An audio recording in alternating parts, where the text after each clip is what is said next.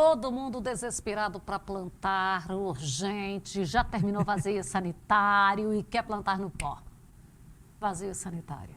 Como que eu falo vazio sanitário? Vazio sanitário em inglês. Olha só, Fabélia.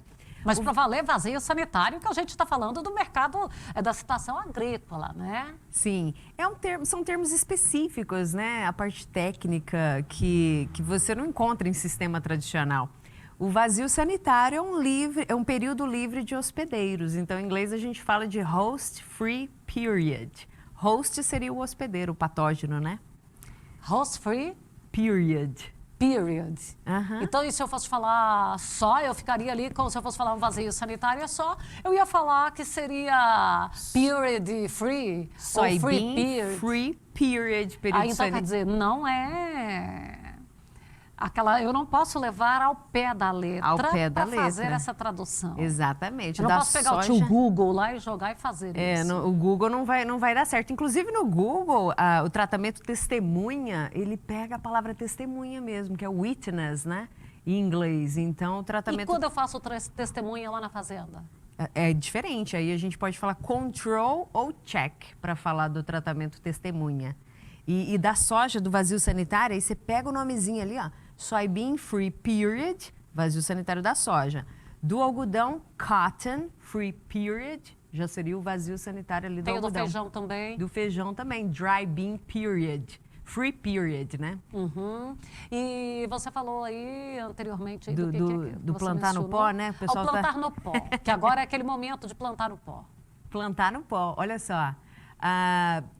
Plantar no pó, planting in the dust. E não tem nada a ver, se procurar no Google, dust não é pó, né, em si, né? Seria uma poeira, vamos dizer assim. Então, por isso que é necessário ter o conhecimento das expressões. E não fazer ali, pegar as palavras e montar. É, exatamente. Tem muitas expressões, né, Fabélia? A cachopinha da soja, por exemplo. Se você colocar no Google, você não vai achar a cachopinha da soja, né? Que é a cachopa extra. Aqui a gente troca a caminhonete, né? Lá nos Estados Unidos, leva a família do produtor para uma viagem na Flórida. Por isso que eles chamam de Florida Pods. E aqui, então? A cachopinha troca a caminhonete, né? Reza a lenda, né? E falando ali da testemunha, eu tenho o tratamento testemunha e o tratamento padrão. Uhum. Como que eu vou falar esse tratamento padrão? Para valer para a fazenda? Geralmente depende, né? Se você for fazer um on-farm, por exemplo, você faria na fazenda. Já virou americanizado, né, essa expressão, né? Que é on-farm. Que eu tenho já as biofábricas on-farm, eu já tenho um tanto de situações que é tudo on-farm. Exatamente, tratar semente, on-farm, tudo isso. Que aí já é aquilo que eu vou fazer lá, é o padrão fazenda. É o padrão fazenda. Então, Exatamente. esse eu continuo no on-farm. É. Porque às vezes tem um estudante, um profissional aqui que ele vai fazer um doutorado, ele vai fazer uma especialização. Intercâmbio. Um intercâmbio. E aí, na hora que ele chega lá? Exatamente. Como é que faz? Com essas expressões? É uma ilusão você achar que vai chegar lá e vai aprender inglês lá.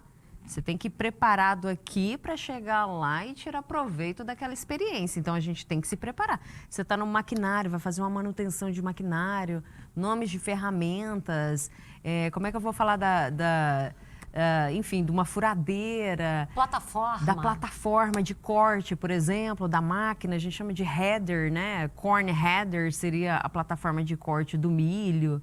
E eu acredito... Os discos ali. Os discos. Os discos de plantio. Exatamente. Então, porque eu acho que eu não posso olhar só disco. Pura e simplesmente a palavra disco. Não, neste caso funcionaria bem a palavrinha disc. Disc para o disco. Mas, por exemplo, tem uma expressão que aconteceu com um aluno meu, que o produtor pediu para ele trocar o disco, mas não era trocar por um novo, é fazer aquela rotação igual a gente faz em rotação do pneu, né? Uhum. Não trocar o disco em si. E tem uma expressãozinha em inglês que a gente chama de switch.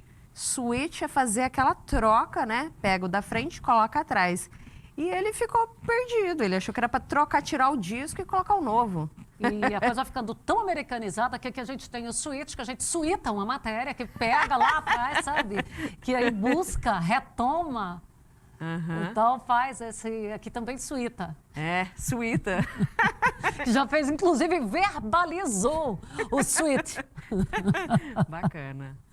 Acontece muito. O profissional tem que buscar se preparar, né, Fabélia? A gente está no melhor momento hoje do agronegócio e o profissional, o mercado tá bombando e é as fusões, muita coisa acontecendo no mercado.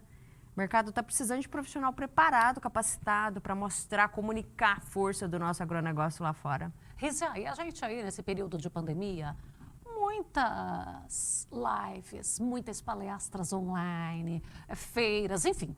Aconteceu de tudo online. Sim. E aí muita gente também quis participar, aproveitar que ele não ia viajar, se integrar nesse mercado externo. Você recebeu demanda de pessoas que, de repente, estavam ali, tinham inglês e na hora que foi assistir não sabia o que estava sendo falado? Demais. Nossa, Fabélia, a gente recebe sempre pessoas que já se comunicam em inglês, mas não tem aquele inglês que o mercado exige, que é o inglês técnico e também na pecuária, né? Então, são terminações específicas ali. E o profissional precisa se preparar para isso, porque se ele for assistir um congresso, uma palestra lá fora, ele não vai entender, dependendo ali do contexto, né? O vocabulário está muito puxado no contexto.